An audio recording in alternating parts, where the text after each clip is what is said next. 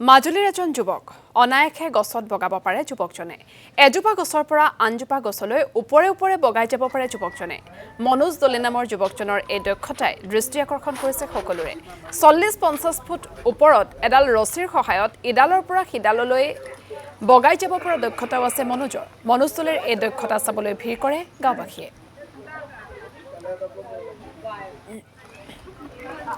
আমি দৃশ্য আপোনালোকক দেখুৱাইছো এয়া হৈছে মনোজ দলে মাজুলীৰ তেওঁ এজন যুৱক তেওঁ এনেধৰণে 40-50 ফুট ওখ গছত এনেধৰণে বগাই যাব পাৰে অতি অনায়াসে বগাই যাব পাৰে আৰু এডাল ৰছীৰ সহায়ত ইমান ওখ এজোপা গছৰ পৰা আনজোপা গছলৈ তেওঁ অনায়াসে বগাই যাব পাৰে আৰু মনোজ দলেৰ এই দক্ষতাই এতিয়া দৃষ্টি আকৰ্ষণ কৰিছে সকলোৰে আমি কিছু দৃশ্য আপোনালোকক এই মুহূৰ্তত দেখুৱাইছো এনেকৈ তেওঁ 40-50 ফুট উচ্চতাৰ গছৰ পৰা আন এডাল গছলৈ এডাল ৰছীৰ সহায়ত এনেধৰণে অনায়াসে বগাই যাব পাৰে আৰু মনোজ দলেৰ এই যি দক্ষতা সেই দক্ষতা চাবলৈ অগণন ৰাইজে ভিৰ কৰা পৰিলক্ষিত হৈছে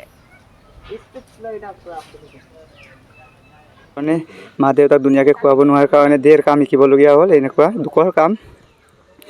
আৰু মই বহুত দুখত মা দেউতাক তেনেকৈ প্ৰতিপাল কৰি আছোঁ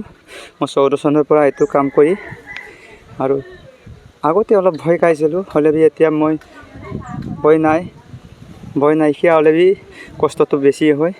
তেনেকৈ চলি আছোঁ কোনো গভৰ্ণমেণ্টৰ মোৰ ৰিলেশ্যন একো পোৱা নাই আজি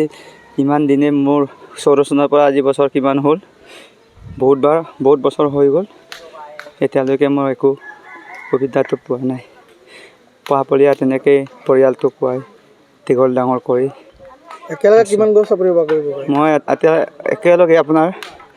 6-12 জোপামান পাৰোঁ আৰু বাকী দিনটো পাৰোঁ দিনটো কৰিব পাৰোঁ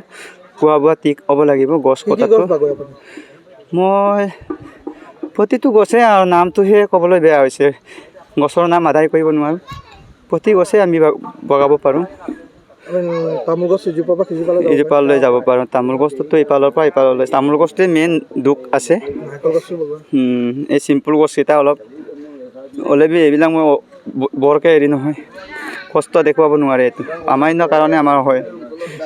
তো মোৰ একো ইয়াত নাই